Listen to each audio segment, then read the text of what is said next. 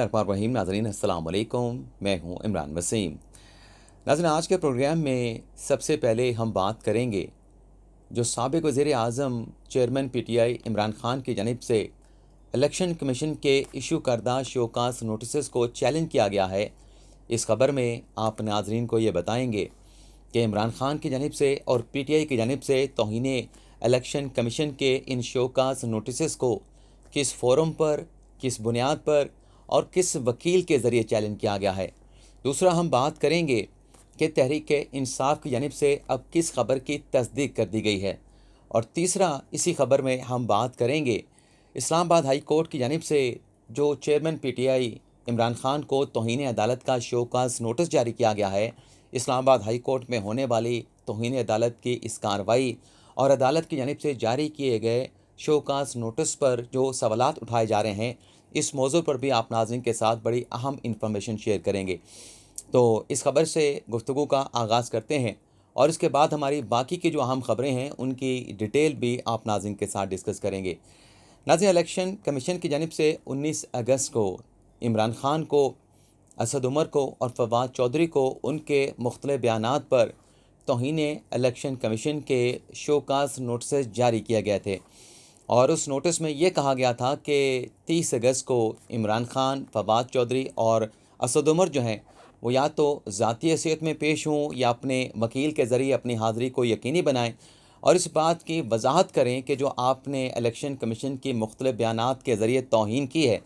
तो क्यों ना इन बयानात के ऊपर आपके ख़िलाफ़ तौहीन इलेक्शन कमीशन की कार्रवाई की जाए। आज नाज़रीन डेवलपमेंट ये हुई है कि तौहीन इलेक्शन कमीशन के इन शोकास नोटिस को तहरीक इंसाफ के सेक्रेटरी जनरल असद उमर की जानिब से सिंध हाई कोर्ट में चैलेंज कर दिया गया है। इस दरख्वास्त में नाज़रीन इलेक्शन कमीशन को फरीक बनाया गया है और कहा यह गया है कि ये जो तौहीन इलेक्शन कमीशन के नोटिस जारी किए गए हैं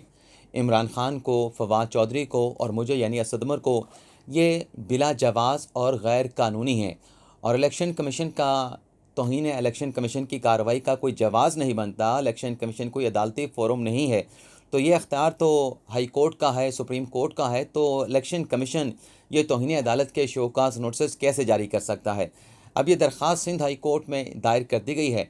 और ये दरख्वास्त नाज़रीन दायर की गई है जो साबिक़ अटॉर्नी जनरल और पाकिस्तान तहरीक इंसाफ की लीगल टीम के रुकन हैं अनवर मंसूर ख़ान, उनकी जानिब से आज ये दरख्वास्त जो है वो सिंध हाई कोर्ट में दायर कर दी गई है। अब ये ख़बर हमारे तक कैसे पहुँची। आज नाज़रीन हमने तहरीक इंसाफ की लीगल टीम के एक रुकन के साथ रब्ता किया, टेलीफोनिकली व्हाट्सएप पे रब्ता किया और उनसे मेरा सवाल ये था कि जो इस्लामाबाद हाई कोर्ट में इमरान खान के ख़िलाफ़ तौहीन अदालत केस की समाअत होने जा रही है, जिसमें खान साहब को शोकास नोटिस भी बनी गाला में मौसूल करवा दिया गया है, तो इस केस में कौन वकील होगा और इलेक्शन कमीशन में जो तौहीन इलेक्शन कमीशन की समाअत होनी है हाई कोर्ट की समाअत से एक रोज़ पहले यानी 30 अगस्त को, उसमें इमरान खान की तरफ से, असद उमर की तरफ से, फवाद चौधरी की तरफ से कौन वकील पेश होगा। तो लीगल टीम के उस रुकन की जानिब से एक तो हमारी 2 दिन पहले की खबर की तस्दीक कर दी गई कि जो हामिद खान साहब हैं, तहरीक इंसाफ के जो बानी रहनुमाओं में शामिल हैं, वो इमरान खान की जानिब से इमरान खान के साथ जो है वो इस्लामाबाद हाई कोर्ट में 31 अगस्त को पेश होंगे। और जो लीगल टीम है हामिद खान के नीचे उनके अपने चैम्बर की लीगल टीम है, उन्होंने इस केस का, तौहीन अदालत केस का जो सारा रिकॉर्ड है, जो रजिस्ट्रार का नोट था, जो ऑर्डर पास किया गया और जो शोकास नोटिस इमरान खान को बनी गाला में मौसूल करवाया गया, उसका तमाम रिकॉर्ड जो है वो तलब कर लिया है। और साथ में ये भी कहा गया कि इब्तदाई फ़ैसला ये है, अब तक का फ़ैसला ये है कि इस केस में चेयरमैन पीटीआई इमरान खान माफ़ी नहीं मांगेंगे, इस तौहीन अदालत के केस को कंटेस्ट करेंगे, अपना दिफा करेंगे। और यहाँ पे आप नाज़रीन को ये भी बता दें कि 2013 में जब 25 मई 2013 के आम इंतखाबात के बाद इमरान खान के एक बयान पर सुप्रीम कोर्ट ने तौहीन अदालत की कार्रवाई का आगाज़ किया था, उसमें भी हामिद खान जो है वो इमरान खान के साथ पेश हुए थे। हामिद खान ने इमरान खान की वकालत की थी। उस केस में वैसे तो मीडिया पे कहा जाता है कि खान साहब को माफ़ी मांगना पड़ी थी, लेकिन इमरान खान साहब ने माफ़ी नहीं मांगी थी, बल्कि बग़ैर माफ़ी मांगे उस केस का दिफा किया गया। उस केस के सामने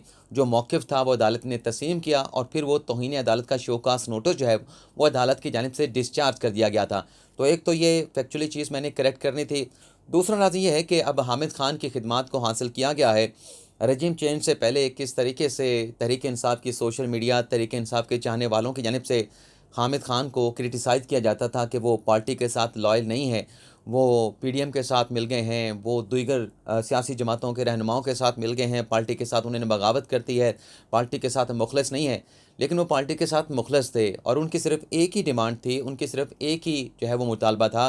कि जो तहरीक इंसाफ के पुराने बानी रहनुमा हैं, जो तहरीक इंसाफ के साथ पिछले को 20-25 सालों से चले आ रहे हैं, उन्हें जो है वो आगे लाया जाए और ये जो लोटा और लोटा क्रेसी जैसे जो लोग हैं, उनको जो है वो पार्टी में जो है वो आगे नहीं आने देना चाहिए। जो किरदार होना चाहिए, वो पार्टी के जो बुनियादी बानी रहनुमा हैं, जो पुराने जिन्होंने सालों से तहरीक इंसाफ को आगे लाने की जद्दोजहद की है, उन्हें जो है वो पार्टी के अंदर, हुकूमत के अंदर किरदार मिलना चाहिए। लेकिन बहरहाल अब हामिद खान इस केस में पेश होंगे। और दूसरी आज जो हमारे साथ खबर शेयर की गई कि इलेक्शन कमीशन में कौन पेश होंगे, इमरान खान की जानिब से, असद उमर की जानिब से और फवाद चौधरी की जानिब से,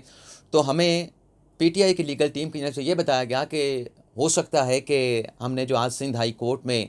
इलेक्शन कमीशन के शोकास नोटिस को, तौहीन अदालत के शोकास नोटिस को चैलेंज किया है, तो हो सकता है कि हमें सिंध हाई कोर्ट से रिलीफ मिल जाए। आज असद उमर साहब ने इस हवाले से एक पटिशन जो है वो सिंध हाई कोर्ट में दायर कर दी है और उम्मीद है कि हमें सिंध हाई कोर्ट से रिलीफ मिलेगा। तो इस तरह से हमें यह खबर मिली। और आपको ये भी बता दें कि चंद रोज़ पहले तहरीक इंसाफ के जो रहनुमा हैं अली जैदी साहब,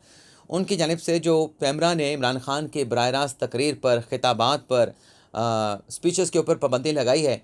उस पर भी सिंध हाई कोर्ट से रिजू किया गया था और अदालत ने सवाल उनके वकील के सामने ये रखा था कि पैमरा ने पाबंदी इनफरादी तौर पे इमरान खान पे लगाई है, वो पाबंदी जो है वो तहरीक इंसाफ पे नहीं लगाई गई, आपके किसी दूसरे रहनुमा पे नहीं लगाई गई।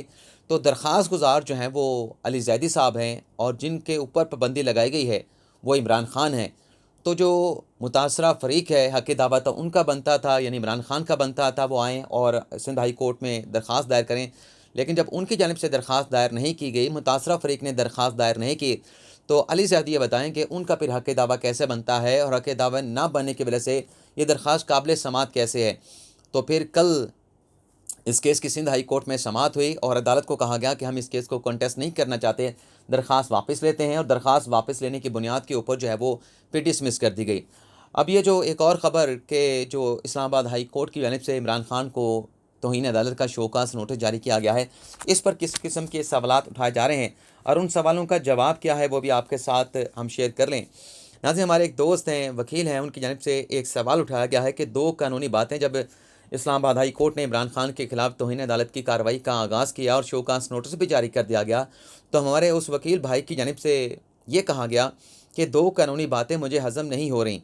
पहली तो हाई कोर्ट अज़ खुद नोटिस कैसे ले सकती है जब सुप्रीम कोर्ट ने हाई कोर्ट का अख्तियार ख़त्म कर दिया हुआ है।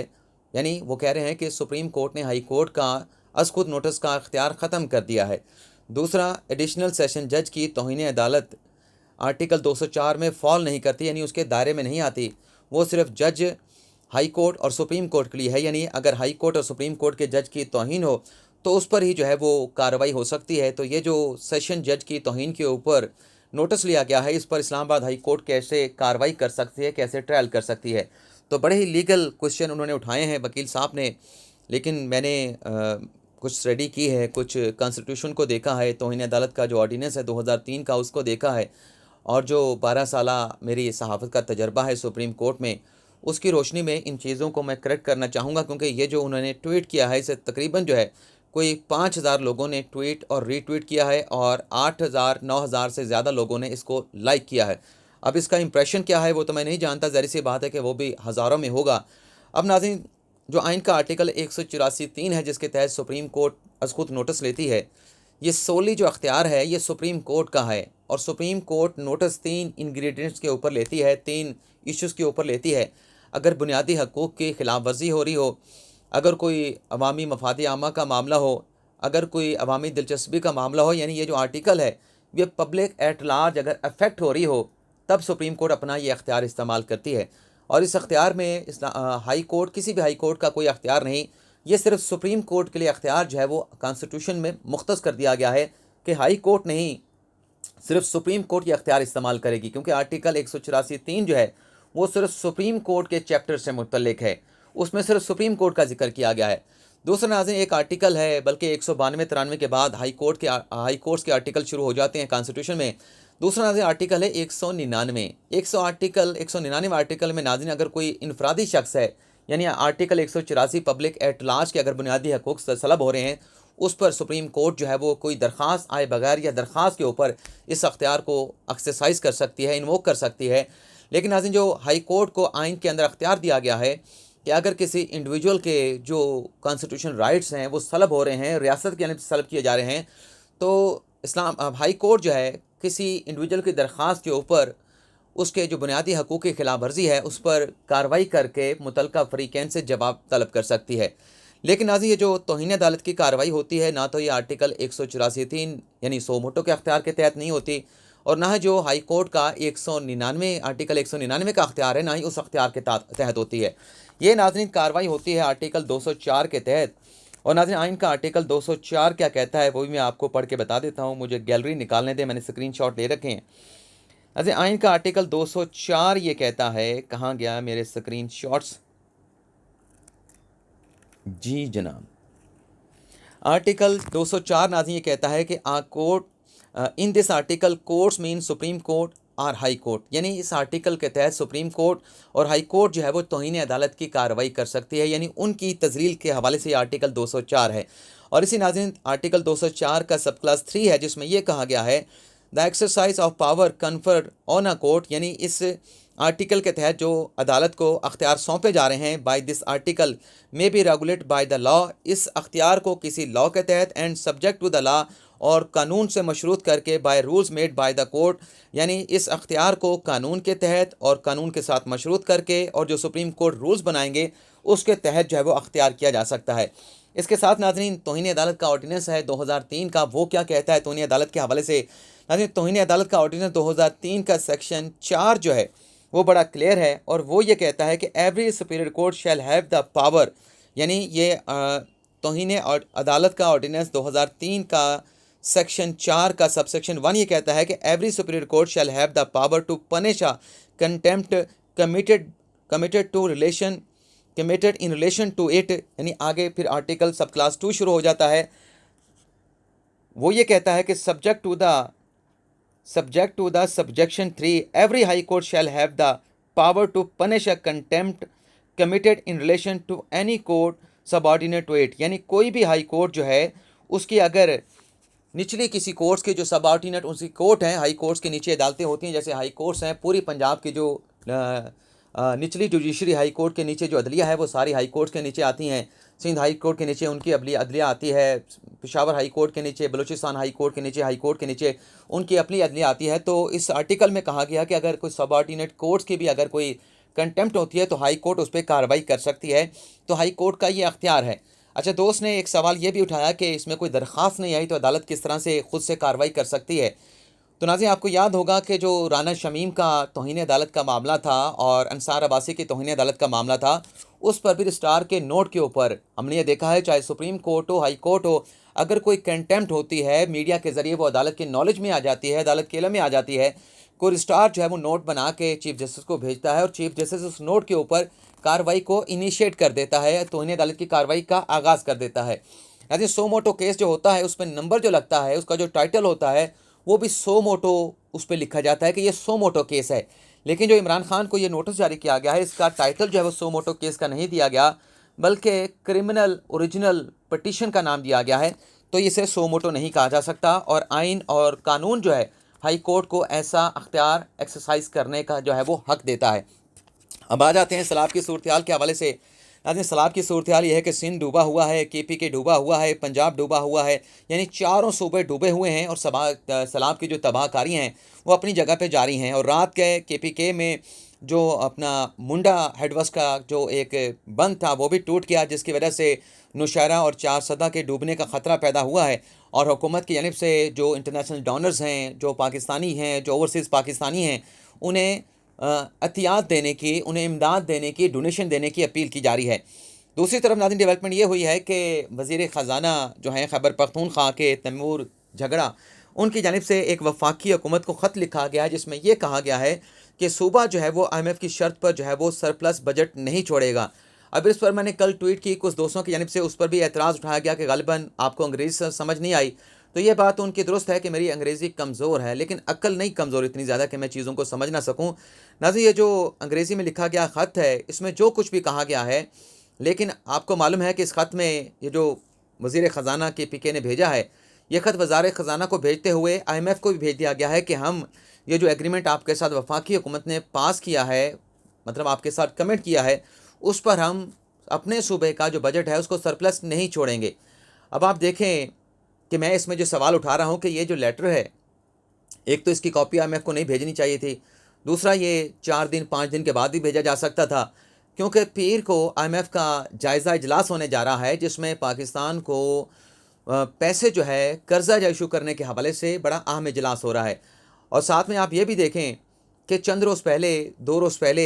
बल्कि कल परसों फवाद चौधरी साहब ने एक इंटरव्यू दिया कामरान शाह साहब को। उसमें उन्होंने वाज़े तौर पे कहा कि जिन सूबे में हमारी हुकूमत है वो IMF प्लान पर अमल दरामद नहीं करेंगी। एंकर ने पूछा कि वाकई आपकी हुकूमत IMF के प्लान पर अमल दरामद करने से इनकार कर देंगी? तो फवाद चौधरी साहब ने कहा कि 100% हम इनकार करेंगे, हम IMF के प्लान के साथ नहीं चलेंगे, वफाकी हुकूमत का साथ नहीं देंगे, इन्हें इलेक्शन कराना पड़ेंगे। तो ये जो ख़त लिखा गया, इस पर मेरा सवाल ये था कि क्या ये अंदरूनी साजिश है, क्या ये बैरूनी साजिश है, क्या ये इक़्तिदार की साजिश है जिस पर मुझे क्रिटिसाइज़ किया गया। तो सवाल ये उठा रहा था कि सैलाब के जो हालात हैं, जो तबाहकारियाँ जारी हैं, इसमें आपको चाहिए कि आप मुत्तहिद हो जाएँ।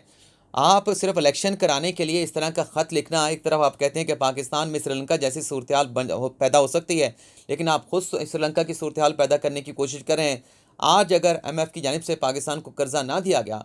और पाकिस्तान में कोई श्रीलंका जैसी सूरत-ए-हाल पैदा हुई, तो इसका कौन ज़िम्मेदार होगा? किसको कर्ज़ किया जाएगा? किसको मुर्द इल्ज़ाम ठहराया जाएगा? तो मैं ये बात जो है वो सामने रखना चाह रहा था। लेकिन बहरहाल आपसे इजाज़त चाहते हैं। अल्लाह ताला हम सब का हामी नासिर हो, अपनी दुआओं में याद रखिएगा। अल्लाह हाफ़िज़।